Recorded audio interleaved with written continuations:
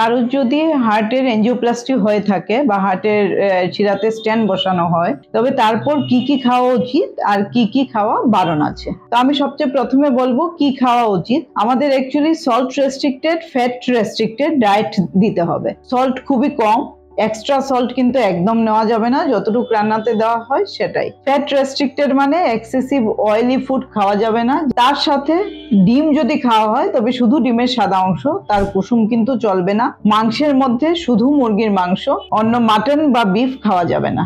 আমাদের বেশি করে গ্রিন ভেজিটেবলস নিতে হবে। গ্রিন ভেজিটেবলস এর মধ্যে কিন্তু সব এলাও। যদি কারো ডায়াবেটিস থাকে তবে আলু খাওয়া যাবে না, মিষ্টি কুমড়ো কম খেতে হবে। এছাড়া যেগুলো শাক জাতীয় জিনিস রয়েছে, বিভিন্ন ধরনের শাক, সবই খাওয়া যাবে। তার সঙ্গে খুব ইম্পর্টেন্ট হলো, সবাই জিজ্ঞেস করে থাকে যেটা, আদা রসুন পেঁয়াজ খাওয়া যাবে কিনা, সেগুলো কিন্তু অবশ্যই খাওয়া যাবে। টক জিনিস আর তেতো এই দুটোই খাওয়া যাবে। খুব ঝাল খাওয়া যাবে না। তবে যদি কারোর স্পাইসি ফুড পছন্দ হয় তবে অল্প করে তাতে গ্রিন চিলি খাওয়া যেতে পারে। বাইরের যেগুলো খাবার, যেমন বাইরের থেকে আনা রোল বা পিৎজা বার্গার বা বাইরের বিরিয়ানি, এগুলো একদম বন্ধ রাখতে হবে। যা খাওয়া সবকিছু ঘরের খাওয়া হবে। ডাইরেক্ট দুধ খাওয়াটা ঠিক নয়, তার বদলে ডেয়ারি প্রোডাক্টের মধ্যে দই নিতে হবে। এক্সেসিভ পনির খাওয়া যাবে না।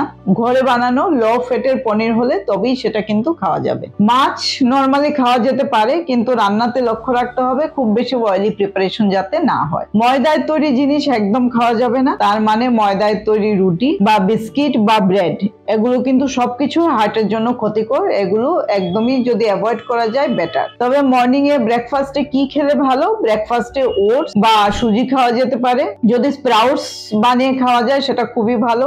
ছাতু খেতে পারো তোমরা, আর তার সাথে সব রকম স্যালাড খেতে পারবে। ডাল কিন্তু সব রকম ডাল খাওয়া যাবে। যদি ইউরিক অ্যাসিড বেশি থাকে তবে মসুর ডাল খাওয়া যাবে না, নইলে সব ধরনের ডাল সব কিন্তু খাওয়া যাবে। আর সবচেয়ে ইম্পর্টেন্ট যেটা, সেটা হলো প্যাকেজড ফুড। প্যাকেটে করে যে ফুডগুলো আসে, যেমন চিপস, চানাচুর, কোল্ড ড্রিঙ্কস, এগুলো কিন্তু একদম খাওয়া যাবে না। তো আমাদের মেইন লক্ষ্য হলো যাতে সল্টটা রেস্ট্রিক্টেড হয়, ফ্যাট রেস্ট্রিক্টেড হয়, প্রোটিন বেশি থাকে।